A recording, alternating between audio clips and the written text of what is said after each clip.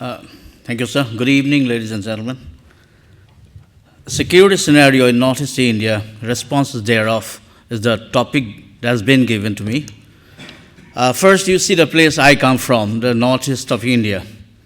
You see Meghalaya, Assam, Arunachal Pradesh, Nagaland, Manipur, Mizoram. And the other state is Sikkim, which has been recently incorporated, as mentioned earlier.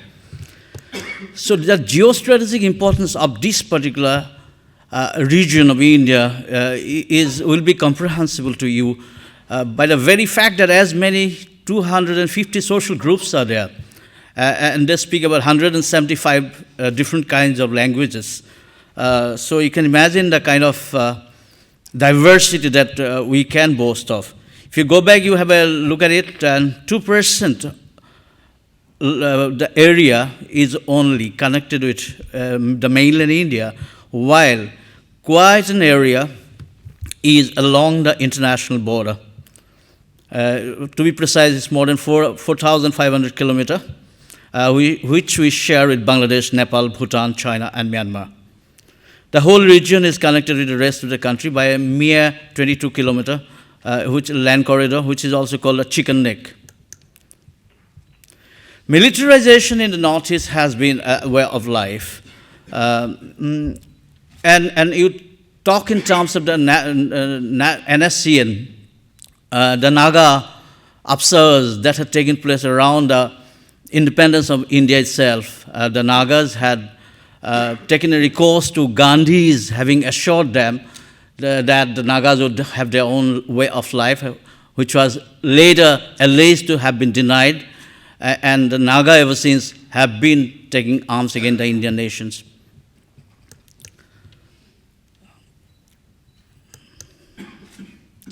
The sheer numbers of the armed rebel groups out there is absolutely mind-blowing. You have total number of 90 rebel groups. Manipur kind of boasts of 40, while Assam has about 34, Meghalaya 4. And out of these, most of them are active even now in Assam and Manipur. Mizoram has 2, and Mizoram has been a wonderful success story. It has, after the Mizo National Front had abandoned its struggle, and it has joined the political mainstream, ever since it's been kind of a sea of peace out there. Nagaland has the 2, and they are the mother of all insurgencies out there. Tripura continues to have 2, but they are much low-key of late. Insurgent groups out there begin the anti-state movement with avowed ideological and political pinning, only to be straying towards the later part of their existence, and they become some kind of bandits. It's been kind of a norm out there.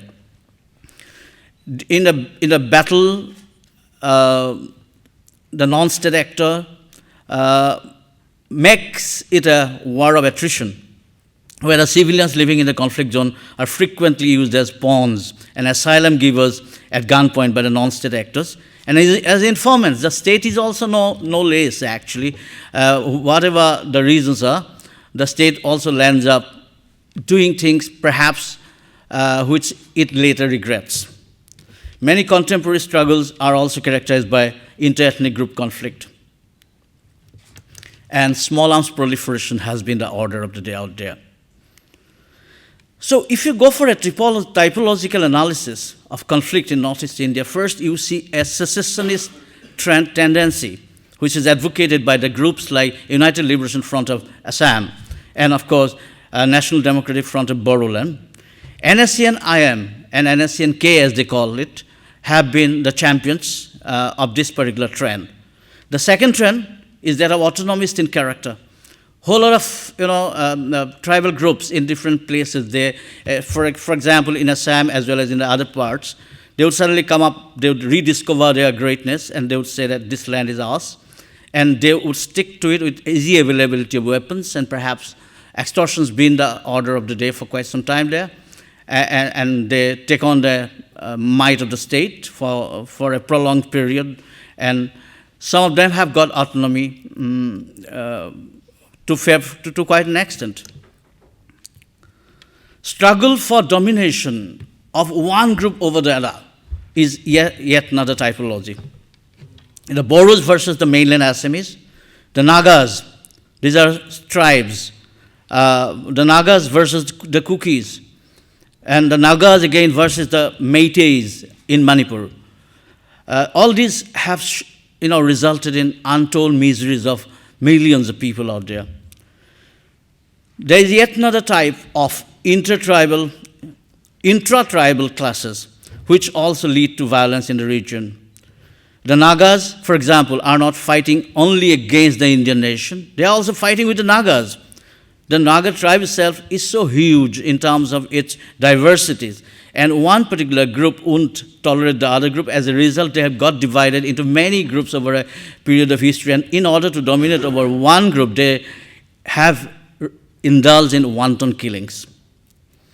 There could be yet another category, those who are fighting for an autonomous state within the Constitution of India and to ask for Article 244A.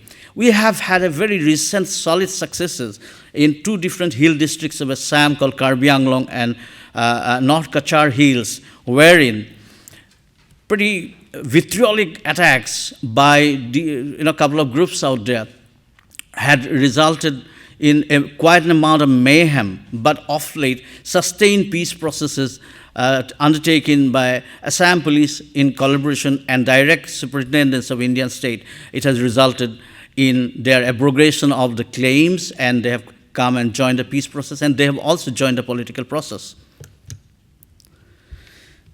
There are some movements which seek to gain some benefits within the Indian constitution, such as recognition as a SC and ST. These are basically democratic violence. There are some movements which are irredentist in character. The demand for Nagalim, for example, encompassing the territories of Assam, Manipur, and Arunachal Pradesh, is the best example of this kind. The Bodos in Assam are also encroaching on reserve forest land and engineering human settlement, and later to demand that this land is ours. The Nagalim issue especially is causing a lot of concern out there, and it is also a potential of terrible violence, especially the Manipuris, the Meiteis won't allow the Nagas to have a piece of cake of Manipur. So is the case in respect of Assam, and they would rather invite mayhem rather than giving away. So we have a problem in hand on that account. Needless to say, the common reference point for all these movements is the Indian state, from whom they want to derive maximum allocation of resources and benefit. Now I talk about evolving conflict that's been happening out there, emanating from terrorism and insurgency, are on a decline.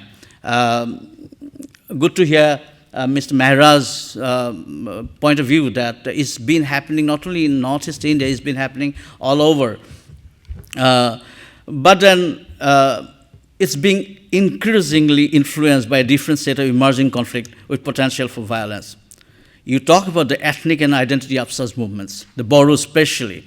Struggle over identity have of late taken the forms of ethnic cleansing. Quest for peace in Boru heartland in Assam seems to be an unending chimera. The area has witnessed a saga of ethnic hostility, wanton killing, destruction, and displacement. In 2008, in a place called Udalguri, I had to supervise it myself, and it was quite a situation when the Boros had indulged in an ethnic clash along with the Muslims. And basically, the alienation from their land has suddenly become a terrible issue with the Muslims, especially the immigrant variety who have supposedly come from Bangladesh into their land and had captured their land, and so they had gone for an ethnic cleansing. And recently, in fact, in 2012, there has been a very interesting trend wherein the Boros, the Rabhas, and the ethnic groups, the mainland Assamese people, they have got together and they have decided that enough is enough. We have enough, immigrant Muslim coming over from Bangladesh. So they had thought that occupied their land and their resources have become scanty, so they had gone to hit them. And this has had a rippling effect all over the country. In fact, entire lot of people belonging to Assam had to be coming back to Assam from different parts of India. For quite some time, it has become a problematic issue out there. Insurgency fatigue on one hand and the perception of deprivation on the other has made the conflict pockets to now explore new modes of protest.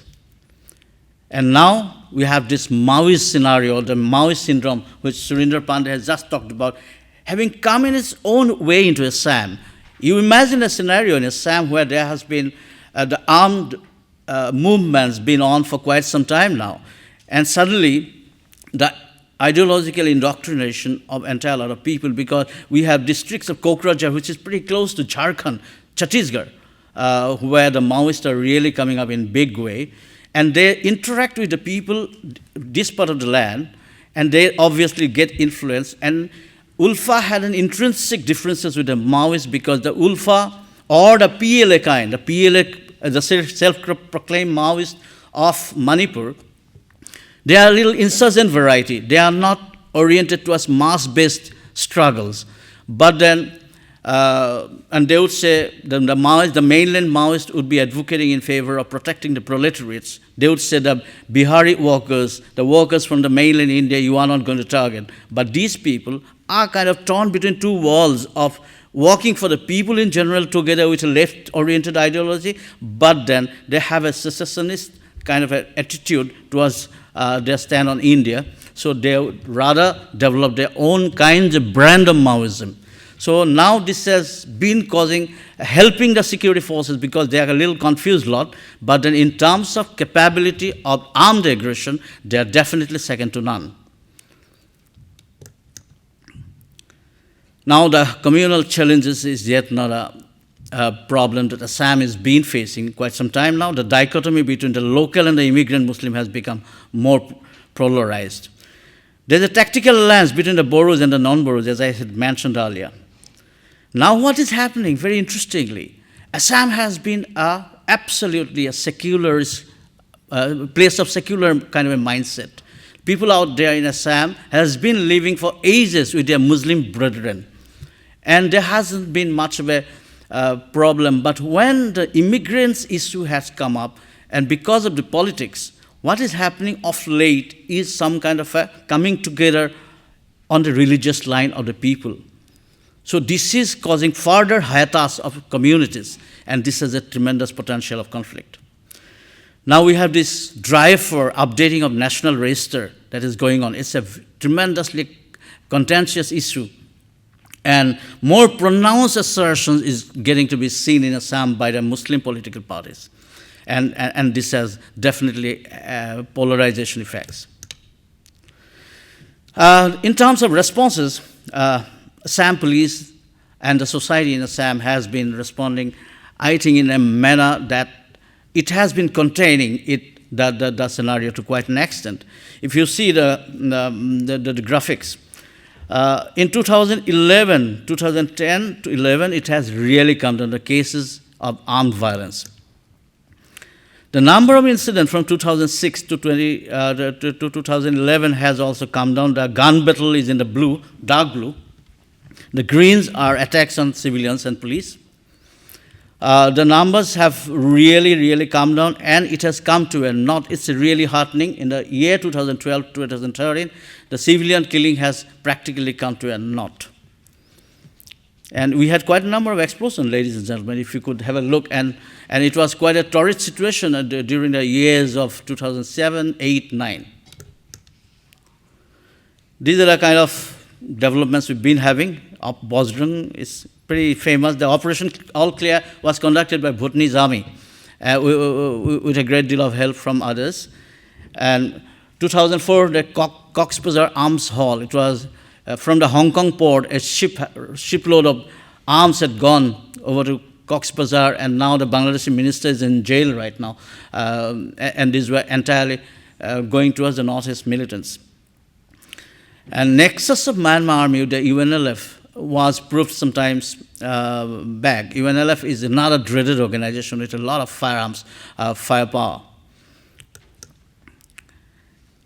Now the narcotic connection, the Myanmar, you know about Golden Triangle, right near that place called Ruili is there. And there you have this War United National Army, which was fighting the Burmese junta for quite some time. And the Chinese had wooed them after a point of time. in consideration against goodies in Myanmar, and they have shifted their loyalties and they have stopped fighting the Burmese junta, all right, but then they are the biggest producer of amphetamines for the world at this moment. And with amphetamines, the drugs, the arms proliferation, they've been captaining that particular area quite in a big way. Paresh Barua, the United Liberation Front of Assam chieftain, he is known to be a very major conduit of weapons, and he basically gets them all from United National Army. You have this famous Black House. Black House is basically supposed to be illicit Chinese factories, and the TLC and Norinco, from where the arms are seem to be coming into the Northeast in a big way and an incessant way. And the gentleman from the Red Corridor Belt would agree that they've been finding off late a lot of weapons coming in from Northeast, and they're all originating in that Myanmar belt. We've got to be careful about that. So this is how a lot of surrenders have taken place, if you see the slide. And it's very interesting. And this ceasefire, they call it ceasefire. We have entire lot of ceasefire agreements with a whole lot of sundry groups. But then the solution sometimes turns out to be bigger than the problem itself. Those guys in the so-called ceasefire tend to be indulging in activity that is not absolutely acceptable. Though their weapons are supposed to be in a well-administered armory, they are allowed certain amount of leeway in return for their going into the peaceful way, but then it seems to be having a cost. So Assam Police has been trying to facilitate a peaceful atmosphere by preventing direct violence by taking people as stakeholders, involving civil society in the conflict resolution process, promoting a culture of dialogue by respecting human rights, creating a peace climate where issues and grievances of the people and social groups can be democratically and peacefully solved. The picture that you see, ladies and gentlemen, is that of the police personnel, the chief of police of Assam, and yours faithfully, with these kids. They belong to the parents families whose father has been killed by a terrorist. So right at this moment, 1,068 children of terrorist violence all over Assam, they all belong to below poverty line. It's a famous concept in India. I'm sure you've heard about that, below poverty line.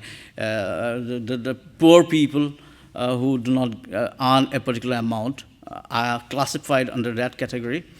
So those cases, we look after their educational rehabilitation, and our people visit their houses and they help them. They do hand-holding and also psycho-counseling, etc., to these groups of people, and we keep, our people visit. They ensure that the assistance they get there for educational rehabilitation is a fair amount of money that is given to their respective bank accounts, and it's administered with a lot of sincerity and honesty. And this money comes from Government of India, and it goes straight in a bank to the bank in a check forms, and it's been turning out to be, it's called Project Aswas by Assam Police, and it's turning out to be quite a success story, and it has a tremendous credibility in Assam. In fact, Government of India has taken note of it and has asked the other states also to follow this particular model. And by indulging in this is also an Assam Police effort to reach out to the people who need help. And this kind of effort has been causing a lot of credibility to the police effort to, get at the bad guys also. The unified command structure that is in existence in Assam, with equal partnership of Indian Army, the police, and central paramilitary forces in operational activities with special focus on human rights, we emphasize a great deal of late, especially on these issues, and rule of law has helped while neutralizing the threats. The effort of State of Assam with the proactive collaboration of Government of India in enlisting the support of the neighboring countries at various levels has yielded results. As I mentioned, Operation All Clear by Bhutan Army, Bangladesh government's proactive drive against Northeast Ultras, denial of sanctuaries despite internal constraints in Myanmar to the Northeastern rebels of late, These are the very positive aspects. We must be working a great deal on this. International pressures would also really help in this regard. They are not really bad, though they've been generally, the tendency in India is to brand Bangladesh, brand Myanmar as bad. But they are not. They have proved that. They mean good. It's just that this could be beyond their means to be keeping these bad characters at bay. Their terrains are as bad. They have equal amount of problems in their own hands to be addressing issues of other countries. So perhaps this has been on in their land for quite some time now, but with a proper kind of a liaising, I'm sure Bangladesh and Myanmar and Nepal, for that matter, and Bhutan, of course, with us already, could be, made equal partners in our joint effort to bring about peace. Yes. So I've kind of finished. Challenges ahead, the strategy, the changing nature of conflict, of course. Today we have a tremendously, fiercely assertive civil society and media. The issue of governance, land allotment, rehabilitation, displacement, transparency in administration, people's participation in community resources have become more crucial than before. People want development, but they want transparent development. So we want them back, yes, but to build, not to destroy. Thank you. Thank you, gentlemen.